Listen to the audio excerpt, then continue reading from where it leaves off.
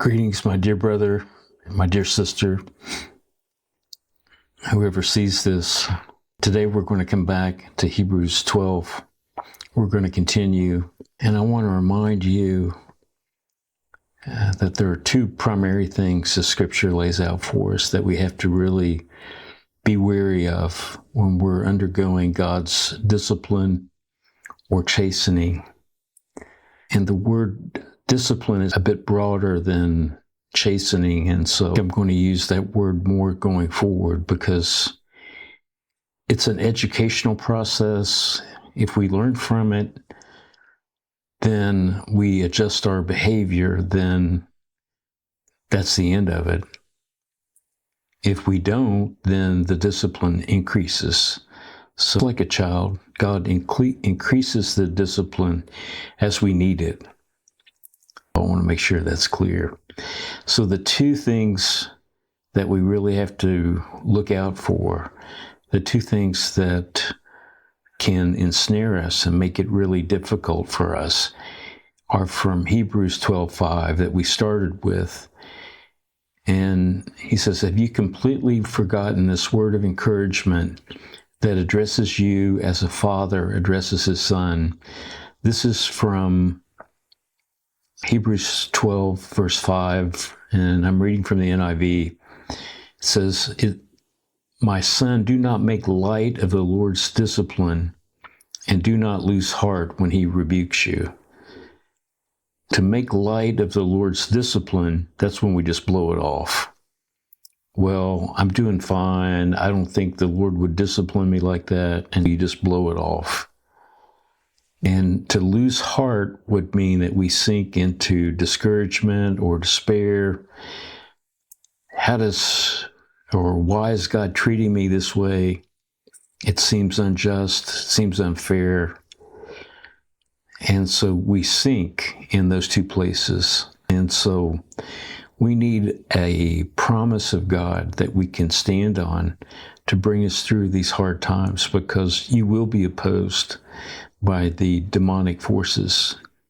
Even though we're surrounded by a great cloud of witnesses, that's also from the first part of Hebrews 12, we still have to stand on the promises of God, and then God will bring us through in His power and His might. And so I want you to be encouraged today by this message. So let's go to that verse. It's in Hebrews 11, verse 6, Hebrews 11, verse 6. Again, I'm reading from the NIV. It says, and without faith, it is impossible to please God, because anyone who comes to Him must believe that He exists and that He rewards those who earnestly seek Him. So the first prong of this, must believe that He exists. The King James says that he must believe that He is. I think that's a better translation, lest we get into what a dear brother calls demonic faith. That's from James chapter 2,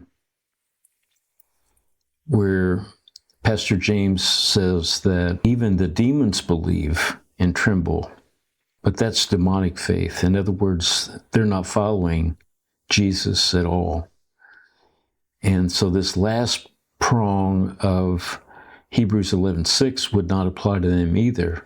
And He rewards those who earnestly seek Him. So the devil and his minions are not being rewarded for their behavior, even though they believe in God.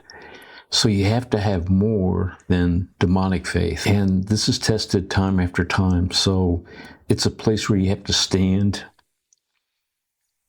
And we're reminded of this throughout the Scriptures. I want to go to another Scripture, Hebrews 12, verse 7. And this is just an admonition.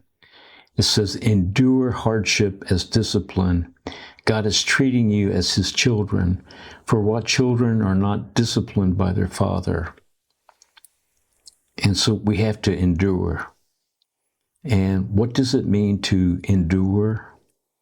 It means that we have to stay under. We have to stay submitted to Jesus. And so when the devil comes to attack you, and he will, then he's going to try to get you to blow off whatever God's bringing into your life, blow it off, or he's going to try to get you to sink in despair, discouragement, to where you're not really focused on what God's trying to get at in your life. Rather, you're focused on how you feel, and you just sink in that despair and discouragement. And it's a horrible thing to do, and I've done it. But we're called out of that. And so we're called to endure. I want you to hear that, and then you stand on that promise, regardless of what the hardship is, and you take that to Jesus and you say, Jesus, I trust you. You are my Lord. You are the mighty one, and you do reward those who diligently seek you. Lord, I'm going to stand. I'm not going to give in to discouragement. I'm not going to quit. I'm not going to complain or moan or groan. Lord, it's probably going to be painful sometimes, and I'm going through a very painful time personally. But in that pain, you submit to Jesus. Jesus, I'm going through. I'm going to trust you. I'm going to obey you because you're the Almighty, not me.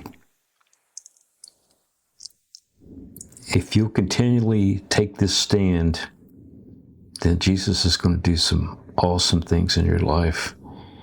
And we're going to talk about on the next video a little bit more. One of the things I want you to think about is, how does God use discipline to bring holiness into your life? And we'll lay that out from the scriptures, and then I'll give you just a personal story to go along with that. So God bless you today. I'll talk to you soon.